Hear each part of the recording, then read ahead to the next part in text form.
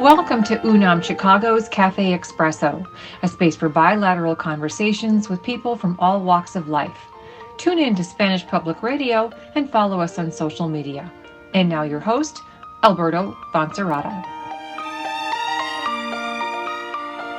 Good morning, everyone. Welcome to another edition of Café Expresso. My name is Alberto Foncerrada, and I am your host. Café Expresso is a program of UNAM Chicago in alliance with Spanish Public Radio. Today is a very, very special day. We have a very special guest, someone very well known in Chicago. My guest is Pepe Vargas. He's the founder and executive director of the International Latino Cultural Center. Pepe, good morning. How are you? Still, I don't get a coffee, right? You can get a coffee. It's early in the morning. Oh, coffee for you. Yeah, thank you. Thank you for the opportunity. It's good to see you and happy to talk to you and share some information about the many things that we do, all the cultural programs that we are doing and we have done for now 27 years. Perfect. Well, we'll get to that for sure. I just want to tell my audience that, Pepe is a very well-known figure in Chicago. He has received many, many recognitions and awards, including Chicago Tribune's Chicagoan of the Year in 2003, but many, many more. And we're going to post some of those in our website and our video. He's also the founder of the Latino Film Festival, which is produced every April by the International Cultural Center of Chicago. This is a non-for-profit arts and cultural organization dedicated to promoting and increasing awareness of Latino culture, and it just does amazing, amazing work. Pepe, why don't you tell us a little bit of what's going on? You have so many projects, not just the film festival, but that is the implementation of our mission. We believe that Latinos, we are so diverse. Our culture is coming from many nationalities, many races, many languages. And so when you put that together, it really gives us the opportunity to celebrate the difference that exists among all of our countries, all of these races and language that we speak. Because Latino, where you see there are Black Latinos, Korean Latinos, Jewish Latinos, indigenous Latinos, people who came from Spain and mixed, they destroyed everything they could and stole everything they could. And now we can't think of reparation. Spain doesn't have the money to pay for everything that they took away. Nevertheless, time has gone by. Spanish today had nothing to do with that, nor we have. On the other hand, what do we have? We had this wealth that was, or is the end result of this mixture of races. They came primarily without women, and so they had to, and they did procreate with the Indians and then with the blacks, and then that is what we are, this mix of races. And out of that comes the poetry, the music, the dance, the culinary arts, the films, the literature. It has no end. And that is what we celebrate, the pan-Latino idea, the mixture of all of these culture and races and the language. And out of that came the mission of the organization, how we can really put attention to how diverse we are and how can we really enrich our lives by embracing this rather than dividing us and criticizing of my culture is better than yours and yours. That is nonsense. It's how can we really have the opportunity to have a taste of the other and enjoy that, even if we don't like it, but we already have tasted and we know what it is. And then it comes to respect. How do I respect what you are and what you do and the culture of your country, the music, or the food, and then invite you to do the same with mine. And if you like it, great. If not, at least you had the opportunity. And doing that, and then also how can we as a community, as this package of many countries, share that with the non-Latinos, enrich their lives, make sure that they get, and that is what we claim in our mission, create awareness, let them know who we are. And that allow us to really break down the stereotypes, these artificial and psychological barriers that separate us. The stereotypes, they are used to see us a cheaper labor force, and that is what they think we are good for. We are beyond that. That is true. There's a lot of people working hard in the fields, in the factories, in the construction industry, in the service. There's a lot of people doing that, meaning moving the economy, producing and consuming. But on the other hand, there is a lot of scientists, architects, businessmen, poets, writers, you name it. And we have all of these. So that is who we are. The mix of all of these races and nationalities becomes the wealth and the riches of our culture. And that's what we are doing, sharing that through film, dance, music, literature. So the program that we have are pretty much the end result of having discovered the need for us to really show the true Latino soul to those who do not know us, and also to how can we unite ourselves around all of these things that are common to us. Even though we speak different languages, different accents, in a way there is something that unites us, connect us geographically, psychologically, given the race, and because we come from the indigenous side of the blacks or the other mix of the Europeans who came looking for a better life. And they found that in America. America, meaning Latin America, the Caribbean, and so on, are here. And we are here. And we carry that within. In my case, I'm Colombian, but that is irrelevant when I had the opportunity to be more than that, to embrace more than other 20 nationalities and become a Latino, somebody who embodies and respects others and sort of calls for unity and solidarity and sharing the culture of everyone. I'm not interested in sharing the culture of Colombia alone. I'm interested in sharing the culture of absolutely every one of our countries. And when you look at the program that we do, that is exactly what the Latino Film Festival, we pretty much have every country. And we apply the same concept to the music and comedy shows, the literature, the poetry, everything that we do is sort of a Latino. Also the Latinos who are in the state, who were born here or who have been their life and carry all of that because somehow they have become Latinos of the US. And there are Latinos in Japan, in Russia. You find that everywhere. And we embrace that. We are part of that. And that is something that we had to celebrate and call the attention that we are not alone. We are a part of a huge group of people that by now is more than 700 million people. That is incredible. I love the way you put it because when I hear you talk, it's almost poetry. I love the way you talk about inclusiveness and the service you've done to I know that to the state and to the city. It's huge because like you said, I mean, it's kind of like a microcosms, like Chicago. We have people from all walks of life, from all nationalities. I worked a long time at the Mexican consulate, and there are so many consulates here in Chicago. It's a world city, and I love the way you put it, and well, not only the film festival, which has positioned itself as one of the most important ones in the world and certainly in the US, but all the work that you do in different areas. So I know that you have in store some things coming up, and we'll get to the festival in a minute, but why don't you tell us about what's going on? I mean, out of the film festival, we created many programs. One of them is something that we call the Real Film Club.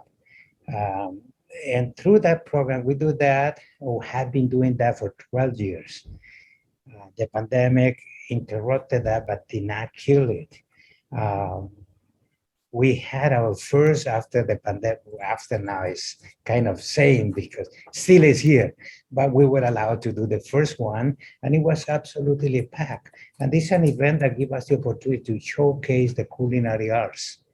So we have an Argentinian film and invited a Brazilian caterer to cater some type of Brazilian food with a twist of Argentinian, and everyone was delighted and enjoyed. And then we had some wine. So we had this networking opportunity, eating, just taking off the mask, eating, talking, networking, then watching a film, and they have a discussion with a film critic. And we've been doing that for 12 years. Last year, we couldn't do anything. This year, a month ago, we were able to do this one with the Argentinian film and Brazilian type of food and wine. And it was a great event.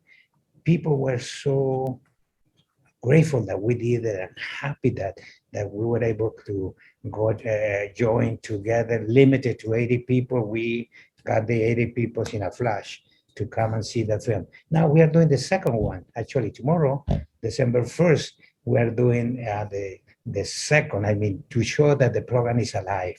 And we are expecting also some 80 people, which is the capacity that we can accommodate. And it will be a Venezuelan film with some empanadas, wine, and the film, and then the conversation with a film critic. And we've been doing that for now 13 years. And also the Latino music series. It began as a classical music. We wanted to show that besides mariachi, tango, flamenco, and samba, and salsa, and merengue, and mambo, also we have classical music. We're everywhere. In Mexico, in Spain, in Brazil, Argentina, Colombia, Puerto Rico, everywhere we have classical music. Paraguay, one of the greater composers of our music. So we created a Latino Music Festival, and it has evolved now. We decide to be more inclusive, also have some popular music. Recently, we joined with another organization presenting a group from California, and that was really, really good, La Santa Cecilia. And we had the room packed, and it was very uplifted to see almost 1,000 people in an auditorium enjoying this, and everything was fine, safe. People wear the mask and have some drinks, but mostly dance. And that is also part of who we are. And we have still some classical music coming up, some concerts. We're having a Colombian soprano who lives in Germany, and she's been there for made her career. Was the principal singer at the Zurich Opera, and now she is playing with a German guitar player. They are performing together songs of Federico Garcia Lorca. Mm. Then we had tango, December 4th and 5th and 11 and 12, I believe. We have a group of tango. These people suffered dramatically, big losses and all of that, because tango means dancing together, just too close. That was not possible. More than a year. Now it's the first public appearance that they have, and we decide to join forces and present this tango performance. And then the year will be over. Yes. We come with the Latino Film Festival, the 38 Latino Film Festival, meaning we had done 37. That's right. Hold on a second, Pepe. Sorry to interrupt you, but for those of you who just logged in, I'm having a fascinating conversation with Pepe Vargas. He's the founder and executive director of the International Latino Cultural Center. This is the organization that created the Chicago Latino Film Festival. And we're going to talk about the film festival. Just let me give our audience a little bit of a preview. The festival, as I understand, began in 1985 with 14 films projected and 500 viewers. And today there are more than 100 films projected and more than 70,000 viewers. Wow, this is incredible what you have done, Pepe. And you were mentioning this the next year, 2022, we're coming up with the 38th edition of the festival, right? Yeah, I mean, the success of the festival is based on the need. What we do is needed. People do appreciate that, enjoy, they come out and support us. Uh, that support plus some corporation funding and foundation funding, very little from the government, we're here. And we keep doing that. And out of that, we have created all of these programs. So the film festival is sort of the mother of all. And even out of the film festival, I mean, I try to get the inspiration from the filmmakers, people who are really dreamers, and then many of them have the power to make their vision real and make a film. And I admire that very much, and I get inspired by that. So out of that came the idea of also building in Chicago a state-of-the-art facility where we can house and share our culture.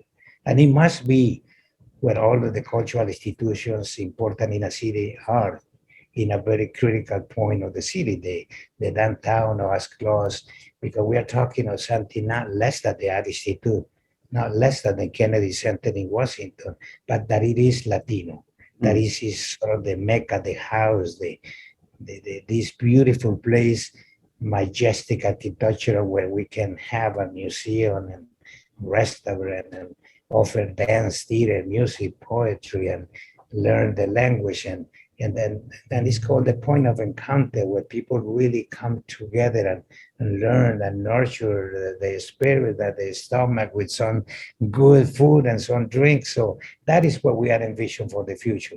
And it's proving that it's needed. People want to have these, and Absolutely. I support that. But have nothing against other organizations that are pursuing their own institutions. We are dealing with the culture of all of our countries, and we had the vision and also the mission to bring about this and make it a reality.